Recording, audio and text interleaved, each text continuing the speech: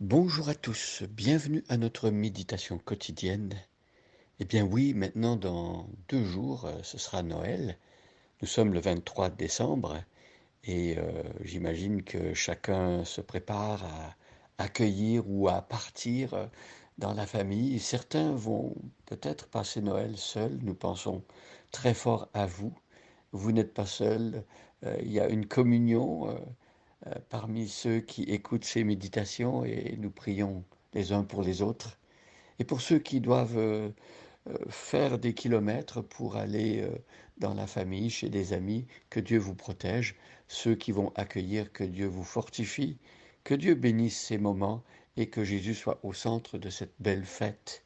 Trop souvent, nous le savons, les activités multiples pourraient nous faire oublier que l'objectif de cette fête, c'est de se souvenir, c'est de garder en mémoire que un jour, il y a plus de 2000 ans, Dieu a envoyé son cher Fils bien-aimé pour venir dans le monde, vivre cette vie parfaite que nous n'avions pas vécue, et ensuite prendre sur lui à la croix tous nos péchés et ressusciter, ainsi vainquant la mort, pour que nous-mêmes, nous soyons avec lui, libérés du péché et victorieux de la mort. Bien sûr que euh, nous mourrons physiquement, nous allons mourir tous, sauf si Jésus revient de notre vivant, alors il nous prendra avec lui.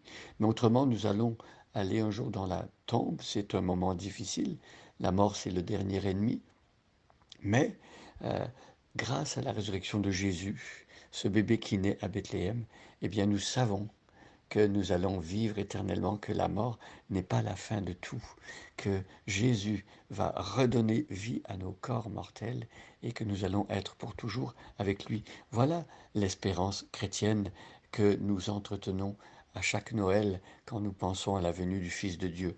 Je lis Luc chapitre 2, prenez votre Nouveau Testament, nous sommes dans le 3e évangile et nous allons aujourd'hui regarder euh, le verset 16. Alors, c'est le dernier verset de cette première partie. Nous allons continuer la lecture de l'évangile selon Luc, les 24-25 décembre, et après, mais pour l'instant, relisons toute la péricope. En ce temps-là parut un édit de César Auguste ordonnant un recensement de toute la terre. Ce premier recensement eut lieu pendant que Quirinus était gouverneur de Syrie. Tous allaient se faire inscrire chacun dans sa ville. Joseph aussi monta de la Galilée, de la ville de Nazareth, pour se rendre en Judée, dans la ville de David appelée Bethléem, parce qu'il était de la maison et de la famille de David, afin de se faire inscrire avec Marie, sa fiancée, qui était enceinte. Pendant qu'ils étaient là, le temps où Marie devait accoucher arriva, et elle enfanta son fils premier-né.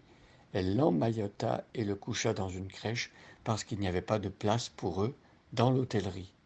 Il y avait dans cette même contrée des bergers qui passaient dans les champs les veilles de la nuit pour garder leurs troupeaux. Et voici, un ange du Seigneur leur apparut, et la gloire du Seigneur resplendit autour d'eux. Ils furent saisis d'une grande frayeur. Mais l'ange leur dit, ne craignez point, car je vous annonce une bonne nouvelle qui sera pour tout le peuple sujet d'une grande joie. C'est qu'aujourd'hui, dans la ville de David, il vous est né un sauveur qui est le Christ, le Seigneur. Et voici à quel signe vous le reconnaîtrez, vous trouverez un enfant emmailloté et couché dans une crèche. Et soudain, il se joignit à l'ange une multitude de l'armée céleste, louant Dieu et disant, gloire à Dieu dans les lieux très hauts, et paix sur la terre parmi les hommes qui l'agréent. Lorsque les anges les eurent quittés pour retourner au ciel, les bergers se dirent les uns aux autres, allons jusqu'à Bethléem, pardon, et voyons ce qui est arrivé, ce que le Seigneur nous a fait connaître. Ils y allèrent en hâte, et ils trouvèrent Marie et Joseph et le petit enfant couchés dans la crèche. Alors, ici, au verset 15, je me rends compte que euh, nous devons parler un petit peu plus à nouveau du verset 15. Euh, Évidemment, ils ont vécu une scène extraordinaire. On pourrait dire un spectacle son et lumière. Ils ont entendu les anges, il y a eu une chorale. Quel moment inoubliable. On s'imagine qu'ils auraient voulu que le temps s'arrête et rester dans cet environnement céleste. Mais voilà, le verset 15 nous dit que les anges ont quitté les bergers. Alors parfois nous pouvons vivre des moments forts, peut-être seuls avec Dieu. On a l'impression que le ciel descend vers nous, et- mais il faut retourner à la vie quotidienne. Et ici, les anges quittent les bergers et retournent au ciel, auprès de Dieu. Mais les bergers, eux, euh, ne sont pas comme paralysés par ce qui vient de leur arriver. Et ils ont un objectif en tête, c'est d'aller jusqu'à Bethléem, c'est d'aller voir eux-mêmes. Hier, nous avions dit que oui, c'est bien que quelqu'un nous témoigne, nous dise ce qu'il a vécu, ce qu'il a vu, ce qu'il a expérimenté par rapport à l'Évangile, mais c'est mieux de prendre cette information de seconde main et puis d'aller nous-mêmes vérifier si ce qu'on nous dit est exact. Il y a d'ailleurs un texte dans l'Épître aux Thessaloniciens qui nous dit examinez toutes choses et retenez ce qui est bon. Alors, faire l'effort d'aller vérifier, c'était d'ailleurs ce que l'apôtre Paul recommandait des chrétiens de la ville de Bérée, où il avait prêché l'Évangile. Le texte dit ils examinaient chaque jour les Écritures pour voir si ce qu'on leur avait enseigné était exact.